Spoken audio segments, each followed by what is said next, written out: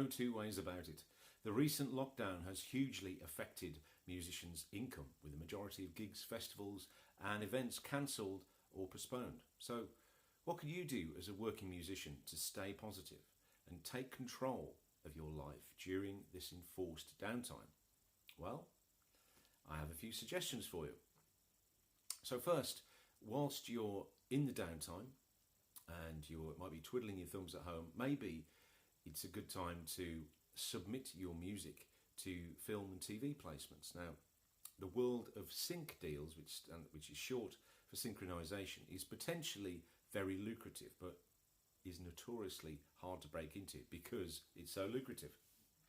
So maybe use this time to research contacts and develop connections as a way to make your way in, because it's all about relationships. It's all about who you know. If you know the right music supervisor and you have the right music at the right time, then you could be in.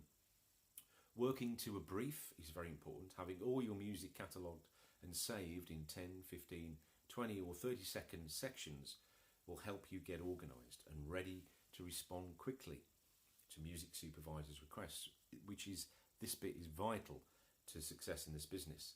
A lot of the music supervisors will want the music yesterday, very quickly, and if you can respond very quickly, you've got all your music organised very quickly and in little sections, then you've got a much better chance of getting the gig. It's a massive subject and too much to cover in this little video. But if you want to know more about it, I recommend the book How to Make It in the New Music Business by Ari Herstand. And it's an introduction to this growing market. The second is to rebrand, refresh and reskill. So you could use this time to take stock of your image and rebrand yourself. So especially if you've got some new music out or you've got a new video, a new kind of songs, then great time to update your pictures, press pictures, update your website or your social media, etc. Maybe hire a designer if you're not into graphic design on Fiverr, which is relatively cheap. It's all an investment, of course. So you could create a new logo, hire a performance coach even to refocus your mind on your goals while you're in this sort of downtime. Maybe creating a new vision for yourself and your music. Make a plan for 1 year or 3 years or even 5 years. So you're kind of inspiring yourself and getting yourself crystal clear. You could also refresh your image. Think about how you want to be and to communicate that look on stage. You maybe hire an image consultant to choose the right colours for you, the right kind of clothes that suit you the best. Or maybe just read some fashion magazines or look at performers who you admire and look at their style, look at the way they perform, and maybe take some hints and tips from them. Another thing you could do is to reskill. So if you're a guitarist, maybe a guitarist, singer-songwriter, maybe try bringing in the piano, learning some chords on the piano, maybe putting a few songs on the piano, or a ukulele, or a different kind of instrument. Maybe if you're a rock guitarist, maybe learn some jazz chords or some jazz scales. Learning some new, if you're doing covers a lot, maybe brushing up on the new releases and turning them into your own, reimagining them, making mashups. It's all there. If you don't sing, maybe learn how to sing. If you're a bass player and you don't sing, maybe learning some backing vocals will help you get more gigs. Because when the gigs are back on, and they will happen, when the phone will be ringing again, make sure you're the one that gets hired because you're clear, focused and ready to melt faces with your new look, your sound and confidence. So you could also use this downtime for R&R. Now, what does that mean? If you're not familiar with it, it's not R&B, it's R&R, which is rest and relaxation. Because if you're like me and most working musicians, when we had gigs, they're all mainly during evenings and weekends. And this can lead to, late nights, early mornings can lead to poor sleep, poor nutrition, and it can lower your immune system and make you more susceptible, vulnerable to viruses and diseases.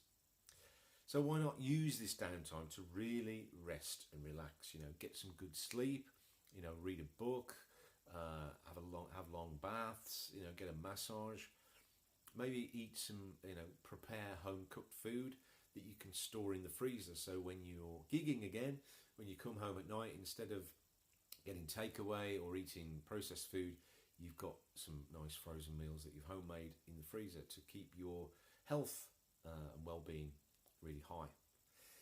Maybe practicing yoga is a good way to go. It can improve your strength and your flexibility, which is great if you've got a high energy stage show, and I'm sure if you're doing that already, you must be in decent shape, but keeping that workout going. So maybe start running or swimming or cycling, which can improve your lung capacity and your stamina. So especially if you're a singer, that's only going to help you. And maybe learn how to meditate or meditate more.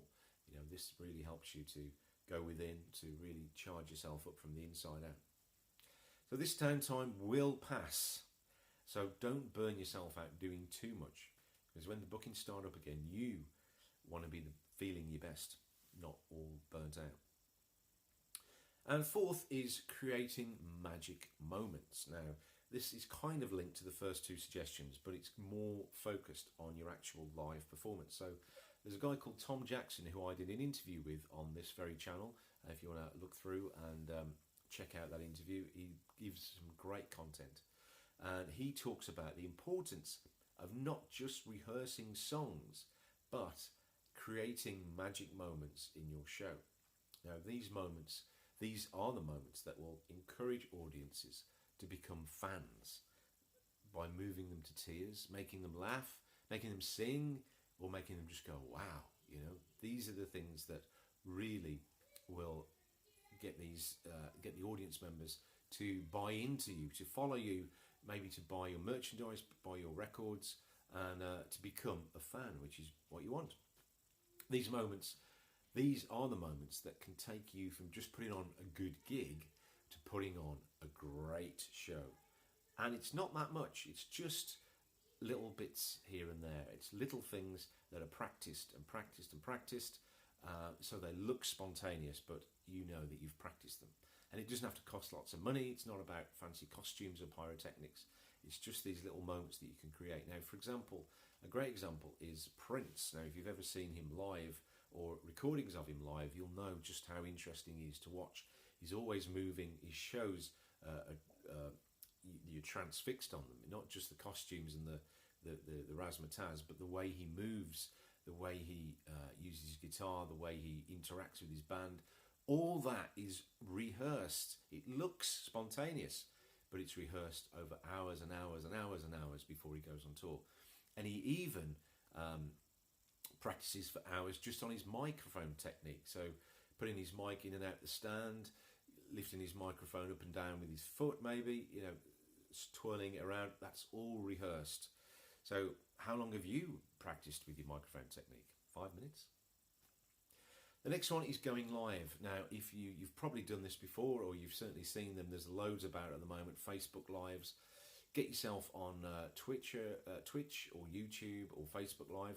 If you only have a small following, then collaborating with other musicians in your social circle can be a great way of attracting new fans, having fun and making some money by putting your PayPal link, paypal.me link, on the performance. Now, posting your streams on Facebook groups that are popping up now can also be a great way of attracting new fans. Now, this is also a great way of practicing, of course, getting yourself out there and just keeping yourself sharp, and maybe even earning some money. The only limit really here is your imagination and how good your Wi-Fi is, of course. So thank you for watching. I hope these suggestions have fired you up and inspired you to take some positive action during these very uncertain times. And if you, because the phone will ring again, this will pass, things will get back to normal. And when they do, you want to be inspired and fired up and ready to go. So thank you for watching. Please consider giving us a like, share this video if you enjoyed it, and I will see you on the next one.